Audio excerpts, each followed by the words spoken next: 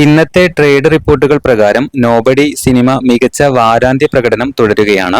മൂന്നാം ദിവസത്തെ പ്രകടനം രണ്ടാം ദിവസത്തേക്കാൾ മെച്ചപ്പെട്ടതാണെന്ന് ട്രേഡ് ട്രാക്കർമാർ റിപ്പോർട്ട് ചെയ്തിട്ടുണ്ട്.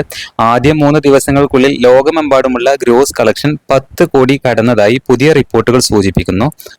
ഈ ചിത്രത്തെക്കുറിച്ച് പറയുകയാണെങ്കിൽ ഒരു ക്രൈം ത്രില്ലർ സിനിമയാണിത്.